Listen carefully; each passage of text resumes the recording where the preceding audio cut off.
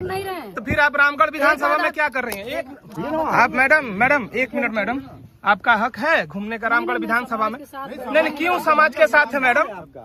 Madam एक minute sir, क्या ना मैडम शाम को 5 बजे खत्म हो गया था, आप यहाँ पे क्यों हैं? नहीं, मैं जा रही थी। क्यों गाँव में घूम रही थी या जा रही थी? और आपका उनके यहाँ क्यों गई थी? क्यों गई थी?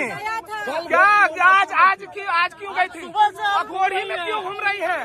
और आपका गार्ड कर रहा है कि गोली मारेंगे, गोली मरवाइएगा, आप गोली मरवाइएगा।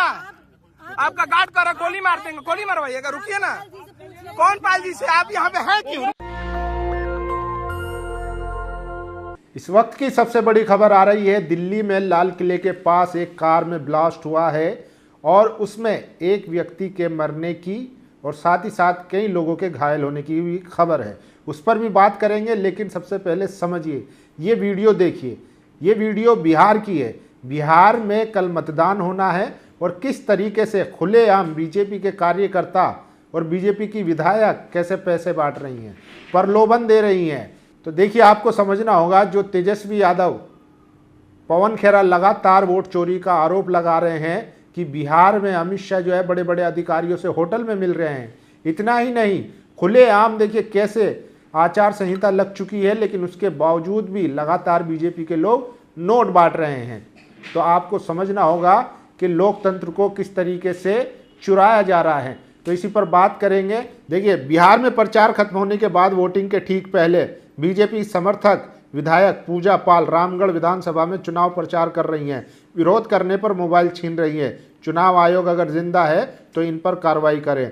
तो ये देखिए, ये पूजा पाल है, यूपी से आई हैं और यूपी पुलिस इनके साथ हैं और बिहार की रामगढ़ विधानसभा में चुनाव प्रचार कर रही हैं। जब लोग वहां पहुंचे, शुक्र करिए कि आज टेक्नोलॉजी का ज़माना है, हर आदमी के हाथ में फ़ोन है, तो वो तुरंत वीडियो बनाने लगता है। यानी कि हर आदमी पत्रकार है इस टाइम। तो इसलिए इनका स्टिंग ऑपरेशन हो गया और ये रंगे हाथों पकड़ी गई हैं। और फिर कहने लगी, जब पकड़ी गई कैमरे पे, तो कि हम हमारे रिश्तेदार हैं, उनसे मिलने आए थे, तो फिर आप फ़ोन क्यों छीन रही हैं? तो सबसे बड़ा सवाल यही है। ये उत्तर प्रदेश के चेल विधानसभा की बाहुबली विधायिका हैं, जो मतदान की पूर्व संध्या पर रामगढ़ विधानसभा क्षेत्र में उत्तर प्रदेश पुलिस के साथ खुलेआम घूम रही हैं और मतदाताओं को पैसों का प्रलोभन दे रही हैं। विरोध करने पर मोबाइल छीन रही हैं और गोली मारने की धमकी दे रही हैं। पुलिस प्रशासन और चुनाव आयोग मौन है। सबसे महत्वपूर्ण प्रश्न ये है कि जब चुनाव प्रचार कल शाम 5 बजे आधिकारिक रूप से समाप्त हो चुका है, तो उत्तर प्रदेश की एक विधायक बिहार के रामगढ़ विधानसभा क्षेत्र में कैसे सक्रिय हैं? तो सबसे बड़ा सवाल चुनाव आयोग पर है। और देखिए, तेजस्वी यादव ने अपील की है, आप सभी मतगणना से अपील है कि आप सभी कल 11 नवंबर को हो रहे चुनाव में महागठबंधन समर्थित राष्ट्रीय जनता दल के सभी उम्मीदवारों को राजद द्वारा लड़े जा रहे सभी विधानसभाओं पर लालटेन छाप पर नीला बटन दबाकर अपना बहुमूल्य वोट दे, भारी मतों से विजय बनाए। तो तेजस्वी यादव ने अपील की। और देखिए, जिस तरीके से मुकेश सहनी को लेकर सूत्रों के हवाले से खबरें चलाई जा रही थी, अब मुकेश सहनी कह रहे हैं कि हम आप पर जूता चलाएंगे और केस भी करेंगे। मैंने कल ही लिखा था कि बीजेपी अपने समर्थित तथा कथित पत्रकारों के माध्यम से आदरणीय सनोफ मल्ला मुकेश सहनी जी को बदनाम करने का काम किया। इसमें न्यूज़ 18 बिहार जैसे चैनल भी शामिल है। आज मुकेश सहनी जी ठीक सवाल किए नेटवर्क 18 के पत्रकार से कि आपकी कोई जवाबदेही है कि नहीं। मैं कहता हूं, प्रधानमंत्री मेरे पार्टी में शामिल हो रहे हैं, ये खबर चलाएंगे। बीजेपी ने जिस तरह से पिछले विधानसभा चुनाव के बाद मुकेश सहनी जी की पार्टी को खत्म करने की कोशिश की, एक अति पिछड़ा के बेटे की राजनीतिक हत्या करने की कोशिश की, उनको कतई नहीं बर्दाश्त है कि अति पिछड़े का बेटा, मल्लाह का बेटा बिहार का उप मुख्यमंत्री बने। बीजेपी और उसके समर्थित पत्रकार की चमड़ी की तरह मोटे हैं, ठीक है, ये सब के सब पिछड़ा, दलित, अति पिछड़ा विरोधी हैं। मुझे उम्मीद है कि मुकेश सहनी जी के इस अपमान का बदला बिहार की जनता सहनी समाज कल होने वाले 122 सीटों के चुनाव में वोट से देगी। जय तेजस्वी, जय मुकेश सहनी, तेजस्वी। तो देखिए, मुकेश सहनी को लेकर जो खबरें चलाई जा रही थी, उसको लेकर अब मुकेश सहनी ने करारा जवाब दिया। और ये देखिए, चिरैया विधानसभा में बिहार में बीजेपी प्रत्याशी लाल बाबू प्रसाद गुप्ता खुलेआम नकद बांटते हुए कैमरे में कैद हुए हैं। इलेक्शन कमीशन ऑफ इंडिया, क्या आप इस वीडियो की जांच करेंगे? जो भी बची हुई शाख है उसकी रक्षा कीजिए। तो देखिए कैसे महिलाओं को नोटों का बंडल बांट रहे हैं लाल बाबू प्रसाद गुप्ता। चिरैया विधानसभा बिहार की ये वीडियो वायरल हो रही है। और ये देखिए, सबसे आखिर में दिल्ली के लाल किले के पास एक बड़ा धमाका हुआ है। मामला बहुत गंभीर लग रहा है और वहाँ पर खबर आ रही है कि एक व्यक्ति के मृत होने की और साथ ही साथ कई लोगों के घायल होने की।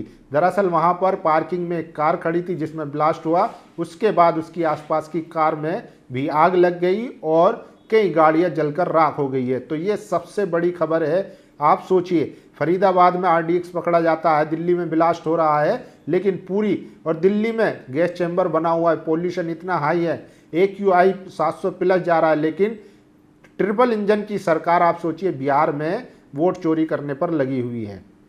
तो ये देखिए, और ये देखिए लास्ट में खेसारी लाल यादव इस चुनाव में सबसे तेज तर्रार नेता बनकर उभरे हैं।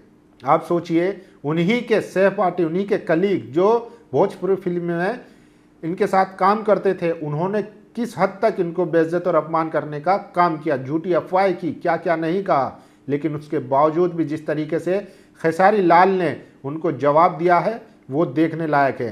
देखिए, पत्रकार पूछते हैं, पवन सिंह कह रहे हैं वो सस्ता नशा करता है, यानी खेसारी लाल यादव को कह रहे हैं। खेसारी लाल यादव का जवाब सुनिए, मैं गरीब हूं ना यार, मैं बीड़ी पी के काम चलाता हूं, लेकिन लोगों का खून तो नहीं चूसता हूं ना। लगता है सच में चारों को पागल बना के ही छोड़ेगा खेसारी। तो खेसारी लाल यादव जिस तरीके से हाजिर जवाब हैं वो इस चुनाव में सबको चौंका गया, क्योंकि लगातार उन पर हमले हो रहे थे। उनकी पर्सनल लाइफ हो, खेसारी लाल यादव के मुंबई में जो एक मकान बना हुआ था वहां पर BMC ने नोटिस देकर उनके घर पर बुलडोजर चलाने का काम किया है। तो आप सोचिए कि अगर आप राजनीति में जा रहे हैं और बीजेपी में नहीं जा रहे हैं तो फिर आपके साथ क्या क्या हो सकता है। बाकी कल वोटिंग होनी है विधानसभा की, और आप सोचिए कि नोट बांटे जा रहे हैं जबकि आचार संहिता लग चुकी है, लेकिन चुनाव आयोग खामोश है। लोग अब कह रहे हैं कि बिहार में चुनाव आयोग की मौत हो चुकी है, क्योंकि जिस तरीके से खुलेआम वहां पर धांधली हो रही है उसके बावजूद भी खबरें आ रही कई विधानसभाओं से स्ट्रांग रूम के कैमरे बंद कर दिए गए। पहले फेज की जो वोटिंग हुई थी उसका अभी तक कोई डेटा सामने नहीं आया चुनाव आयोग की तरफ से। तो सवाल कई है, लेकिन कल बिहार की जनता 122 सीटों पर मतदान करेगी और 14 तारीख को फैसला होगा कि बिहार का मुख्यमंत्री और बिहार का भविष्य क्या होगा। अपनी राय जरूर दीजिए। शुक्रिया।